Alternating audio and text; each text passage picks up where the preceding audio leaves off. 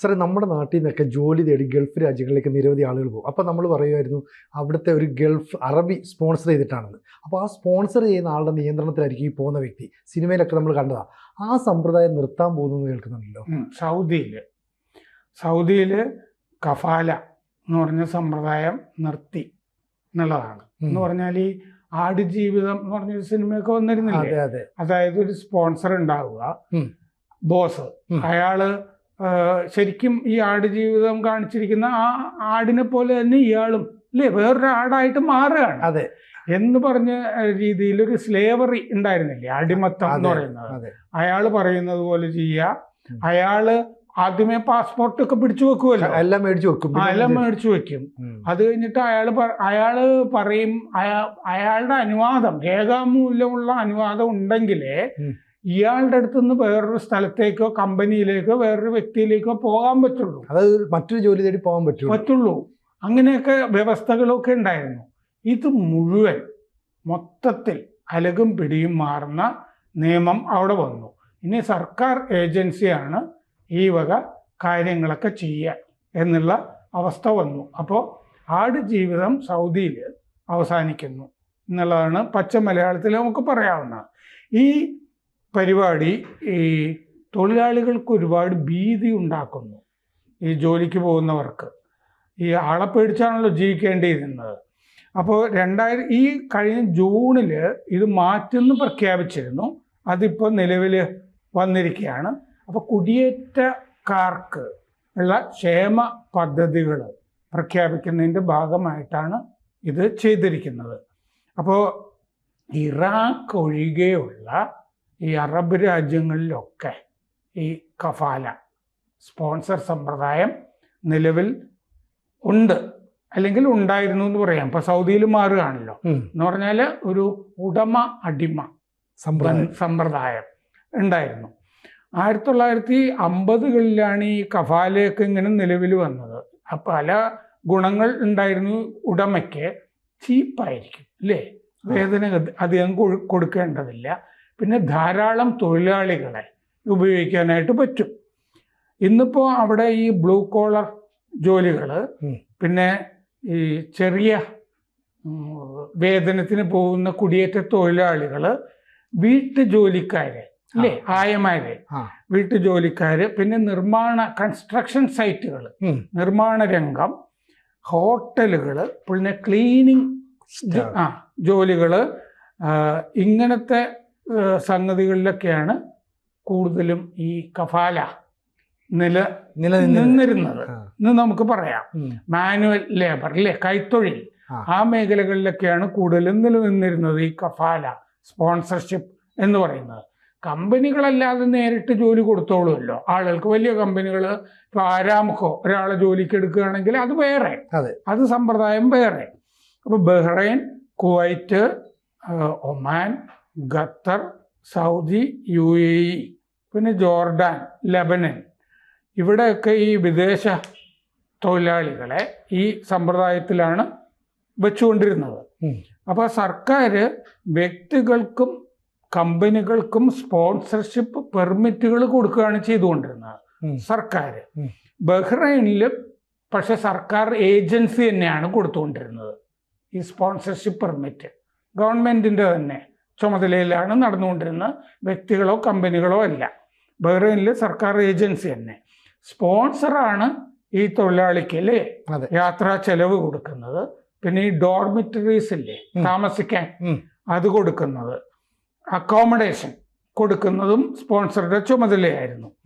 വീട്ടുജോലിയിലാണെങ്കിൽ സ്പോൺസറുടെ വീട്ടിൽ തന്നെയാണ് താമസിക്കുന്നത്. ഈ ആയയൊക്കെ താമസിക്കുന്നത് ആ വീട്ടിൽ തന്നെയാണല്ലോ, കുട്ടികളെ നോക്കുന്നതും ഒക്കെ ആയിട്ട്. അപ്പോൾ സൗദിയിൽ യൂണിയനൊന്നും പറ്റില്ല ഈ ജോലി ചെയ്യാൻ പോകുന്നവർക്ക്. പിന്നെ മിനിമം വേതനം അങ്ങനെ ഒരു സമ്പ്രദായം ഇല്ല. തൊഴിൽ നിയമങ്ങൾ, ലേബർ ലോ, ഇതൊന്നും ഇവർക്ക് ബാധകമല്ലായിരുന്നു. ഒരു വർഷത്തേക്ക് ആ സ്പോൺസർ, ആദ്യം ഒരു സ്പോൺസർ എടുക്കുന്നുണ്ടല്ലോ, ഒരു വർഷത്തേക്ക് മാറാനേ പറ്റില്ലായിരുന്നു. വീട്ടു ജോലിക്കാണെങ്കിൽ 2 വർഷം വേറെ സ്പോൺസറുടെ അടുത്തേക്ക് പോകാൻ പറ്റില്ല. ഇങ്ങനെയാണ് ഇത് നടന്നുകൊണ്ടിരുന്നത്. പിന്നെ ഒരു സ്ഥലത്ത് നിന്ന് ഒരു സ്പോൺസറുടെ അടുത്ത് നിന്ന് വേറൊരു സ്പോൺസറുടെ അടുത്തേക്ക് മാറണമെങ്കിൽ ഈ ആദ്യത്തെ സ്പോൺസർ രേഖാമൂലം ഇത് കൊടുക്കണം, എന്നാലേ മറ്റേ സ്പോൺസർ സ്വീകരിക്കുള്ളൂ. ഞാൻ വിടുകയാണ് എന്നുള്ളത് എഴുതി കൊടുക്കണം. അങ്ങനെ സ്പോൺസർ അനുവാദം കൊടുത്താലേ രാജ്യം വിടാനും പറ്റുള്ളൂ എന്ന് പറഞ്ഞാൽ ശരിക്കും അതാണ് ഈ ആടുജീവിതം എന്ന് പറഞ്ഞുകൊണ്ടിരുന്നത്. അത് കാരണം എന്താണെന്ന് വെച്ചാൽ ആദ്യമേ പാസ്പോർട്ട് പിടിച്ചു വയ്ക്കും. ഈ സ്പോൺസറുടെ അവിടുത്തെ വാക്കാണ് കഫീൽ. കഫീൽ എന്നാണ് പറയുന്നത്. അതാണ് കഫാല സമ്പ്രദായം എന്ന് പറഞ്ഞുകൊണ്ടിരുന്നത്. അപ്പോൾ ഈ ഡോർമിറ്ററികളൊക്കെ വലിയ ആൾക്കൂട്ടമായിരിക്കും ഈ കിടക്കുന്ന സ്ഥലത്തൊക്കെ ഒരുമിച്ച് എല്ലാവരുടെ അത് ഈ സബ്മറൈനിലൊക്കെ ഉണ്ടല്ലോ. സബ്മറൈനിൽ ഒരുപാട് പേർക്ക് സൗകര്യമൊന്നും ഒരുക്കാനൊന്നും പറ്റില്ലല്ലോ. അപ്പം എന്നോട് സബ്മറൈനിൽ ജോലി ചെയ്യുന്നൊരു ഓഫീസർ മുമ്പ് പറഞ്ഞാണ് ഇപ്പോൾ ഓർമ്മ വന്നത്. എപ്പോഴും അവിടുത്തെ ബെഡിന് ചൂടുണ്ടാവുമെന്ന് ഞങ്ങൾ പറയാറുണ്ടെന്ന്. കാരണം ഒരാൾ ഇറങ്ങുമ്പോൾ അടുത്ത ആൾ കയറുകയാണല്ലോ. അപ്പം അങ്ങനെ ക്രൗഡഡ് ഡോർമെറ്ററീസ് ആണ് അവിടെ ഉണ്ടായിരുന്നത്. അതുപോലെ തന്നെ ഒരു സ്പോൺസർ വേറൊരു സ്പോൺസർക്ക് ഇപ്പോൾ സിനിജി ആണ് ഒരു സ്പോൺസർ കൊണ്ടുപോയെങ്കിൽ ആ വിസ വേറൊരു സ്പോൺസർക്ക് ആദ്യ സ്പോൺസർ വിൽക്കുകയും ചെയ്യുമായിരുന്നു. എന്ന് പറഞ്ഞാൽ അടിമയായിട്ട് ഒരാളെ വിൽക്കുന്ന പോലത്തെ അതിന്റെ സമ്പ്രദായം. മറ്റേ ആൾ കുറച്ച് പൈസ കൂടുതൽ കൊടുക്കുന്നു, ഇവൻ നല്ല അടിമയാണ് കേട്ടോ, നല്ല ജോലി ചെയ്യും എന്നിട്ട് പൈസ മേടിച്ചിട്ട് കൊടുക്കുന്നു. സ്പോൺസർ അങ്ങോട്ട് വിസ വിൽക്കുന്ന പരിപാടികളും ഒക്കെ ഉണ്ടായിരുന്നു. അപ്പോൾ സൗദിക്കെതിരെ ഈ ഇന്റർനാഷണൽ ലേബർ ഓർഗനൈസേഷൻ ഒക്കെ ഈ വക കാര്യങ്ങളിൽ ഈ ആടുജീവിതത്തിനെതിരെയൊക്കെ രംഗത്ത് വന്നിരുന്നു. ആടുജീവിതം എന്ന് പറഞ്ഞാൽ നോവൽ അവിടെയൊക്കെ നിരോധിച്ചാണെന്ന് നമുക്കറിയാമല്ലോ. സിനിമയും അവിടെ പ്രദർശിപ്പിക്കാൻ പറ്റിയില്ല. അപ്പോൾ സൗദി ഇനി ഖത്തറിനെയാണ് മാതൃകയാക്കുക എന്നുള്ളതാണ് റിപ്പോർട്ടുകളിൽ കാണുന്നത്. എന്താന്ന് വെച്ചാൽ ഖത്തർ മാറിയത് എപ്പോഴാണെന്ന് വെച്ചാൽ 2022 ഫിഫ ലോകകപ്പ് നടക്കുന്നതിന് തൊട്ട് മുമ്പ് ഒരു ആഗോള സമ്പ്രദായത്തിലേക്ക് ചേഞ്ച് ചെയ്തു ഖത്തർ മാറി. ആ ഖത്തറിൻ്റെ മാതൃക സൗദിയും സ്വീകരിക്കുന്നു.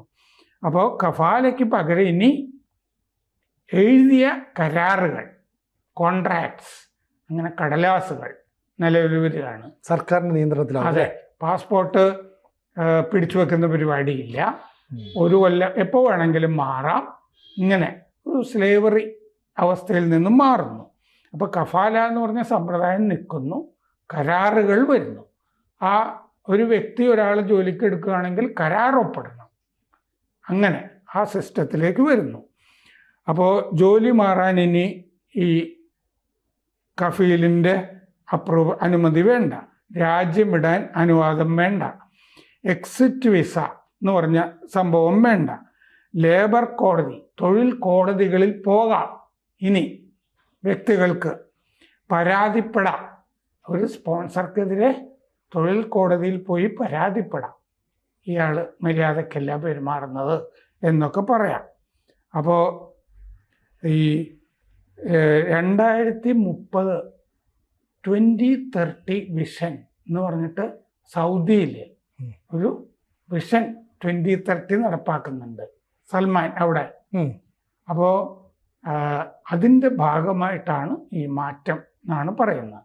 2030 ആകുമ്പോൾ ആഗോള സമ്പ്രദായങ്ങളൊക്കെ തന്നെ ആയിരിക്കണം സൗദിയിൽ എന്നുള്ളത് കൊണ്ട് ഇത് 1.34 കോടി തൊഴിലാളികൾക്ക് ഇതിൻ്റെ ഗുണം കിട്ടും എന്നാണ് റിപ്പോർട്ടുകളിൽ കാണുന്നത്. അവിടുത്തെ ജനസംഖ്യയുടെ 42% ഈ കുടിയേറ്റ തൊഴിലാളികളാണ്, വിദേശ കുടിയേറ്റക്കാരാണ്. ഈ ഇന്ത്യ, നേപ്പാൾ, ബംഗ്ലാദേശ്, ഫിലിപ്പൈൻസ് തുടങ്ങിയ രാജ്യങ്ങളിൽ നിന്നൊക്കെയാണ് കൂടുതൽ. 2023 ഇന്ത്യക്കാരായ ഈ മൈഗ്രൻ്റ് ലേബറേഴ്സ് 26.5 ലക്ഷം ഇന്ത്യക്കാർ ഇങ്ങനെ സ്പോൺസർഷിപ്പിൽ അവിടെ ഉണ്ടായിരുന്നു എന്നാണ് കണക്ക്. ഒട്ടും ചെറുതല്ല. അപ്പോൾ അത്രയും പേരുടെ ആടുജീവിതം സൗദിയിൽ അവസാനിച്ചിരിക്കുന്നു. നല്ല കാര്യമാണ്, നല്ലൊരു വാർത്ത, സന്തോഷം നൽകുന്നൊരു വാർത്ത. കൂടുതൽ വാർത്തകളും വിശേഷങ്ങളും നിങ്ങളിലേക്ക് എത്താൻ ABC മലയാളം സബ്സ്ക്രൈബ് ചെയ്യുക, ബെൽബട്ടനും അമർത്തുക.